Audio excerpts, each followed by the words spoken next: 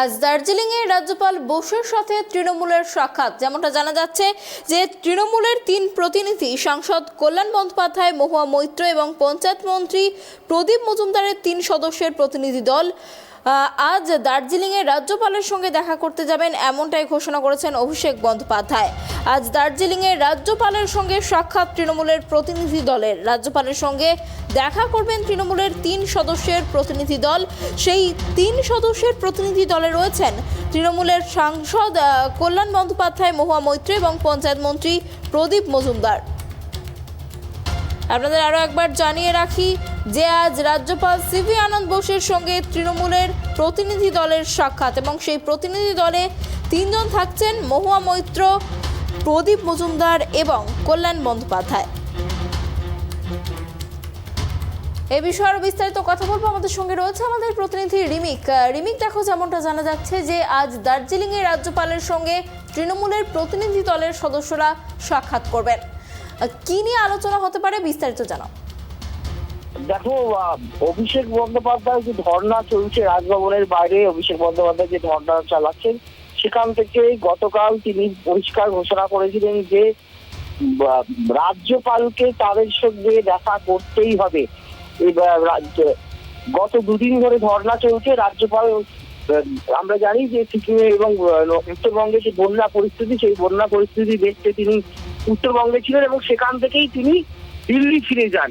ফলে অভিষেক বন্দ্যোপাধ্যায় বলেছেন যে যতক্ষণ না অভিষেক বন্দ্যোপাধ্যায় এবং তার প্রতিনিধি দলের সঙ্গে রাজ্যপাল সিভি আনন্দ বোস দেখা করছেন, তিনি এই ধর্ণা চালিয়ে যাবেন। তারপরেই জানা যায় এবং তিনি রাজ্যপালকে অনুরোধ করেন যে বাংলার মানুষের স্বার্থে, বাংলার স্বার্থে তিনি তৃণমূলের প্রতিনিধি দলের সঙ্গে দেখা করুন। তারপরে যেটা জানা যায়, রাজ্যপাল বলেন যে আমি দার্জিলিং এ আসছি, আপনারা দার্জিলিং এ আসুন। সেই কারণে অভিষেক বন্দ্যোপাধ্যায় কালকে বলেছেন ধর্ণা মঞ্চ থেকে যে রাজভবনে এসে মূল প্রতিনিধি দল অর্থাৎ অভিষেক বন্দ্যোপাধ্যায় সহ যে সমস্ত তৃণমূল কর্মীরা এবং 100 দিনের টাকা পাননি সেই প্রান্তিক দিনমজুররা যারা ধর্ণায় যোগ দিয়েছেন, তাদের সঙ্গে দেখা করতে হবে এবং তারা যে প্রতিলিপি দেবেন সেই প্রতিলিপি কেন্দ্রের কাছে পৌঁছে দিতে হবে। কিন্তু যেহেতু উনি রাজ্যপাল, তার পদটাকে তারা তৃণমূল কংগ্রেস এবং অভিষেক বন্দ্যোপাধ্যায় সম্মান করেন। সেই কারণে রাজ্যপাল যেহেতু বলেছেন যে আপনারা দার্জিলিং এ আসুন, তাই তিনি বলেছেন যে আমরা একটা 3 জনের প্রতিনিধি দল পাঠাচ্ছি। আজকে সেই প্রতিনিধি দল দার্জিলিং এর যে রাজভবন রয়েছে সেই রাজভবনে যাবে। সেই প্রতিনিধি দলে থাকবেন শ্রীরামপুরের সাংসদ কল্যাণ বন্দ্যোপাধ্যায়, সাংসদ মহুয়া মৈত্র এবং রাজ্যের পঞ্চায়েত মন্ত্রী প্রদীপ মজুমদার। তারা 3 জন যাবেন শুধুমাত্র রাজ্যপালের যে পদটাকে সম্মান জানাতে।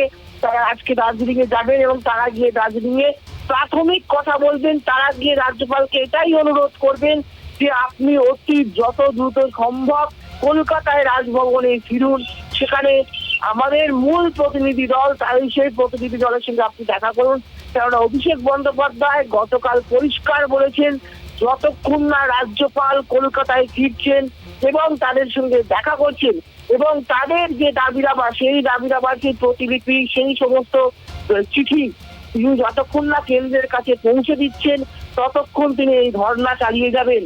রাজ্যপাল আজকে রাজ্যপালের সঙ্গে তৃণমূলের প্রতিনিধি দল দার্জিলিং এ দেখা করলেও রাজ্যপাল কলকাতায় এসে মূল প্রতিনিধি দলের সঙ্গে যদি দেখা না করেন এবং তিনি যদি পুজোর মনে করেন যে পুজোর পর পুজোর ছুটি কাটিয়ে তিনি কলকাতায় ফিরবেন, তাহলে অভিষেক বন্দ্যোপাধ্যায় পরিষ্কার জানিয়ে দিয়েছেন যে একা হলেও তিনি এই ধর্ণা কিন্তু চালিয়ে যাবেন।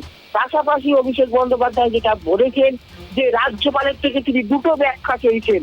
বলেছেন হয় আপনি প্রমাণ দিন বা তথ্য দেখান যে আমাদের এই 100 দিনের কাজে দুর্নীতি হয়েছে, আপনারা যদি তথ্য দেখাতে পারেন সেই তথ্যের ভিত্তিতে যেটা আপনারা বলছেন যে আমরা সেই জন্য 20 লক্ষ মানুষের 2 বছরে 100 দিনের টাকা আটকে দিয়েছি, তাহলে আমরা আইনি পথে যাব, কিভাবে সেই টাকাকে আনা যায়, কিভাবে কি করা যায় সেই আইনি পথের চিন্তা ভাবনা করবো, কিভাবে আইনি পথে এগোবো অথবা কিভাবে আমরা আমাদের লড়াই চালাবো সেটা আমরা ভাববো। এটা হচ্ছে 1 নম্বর। আর 2 নম্বর,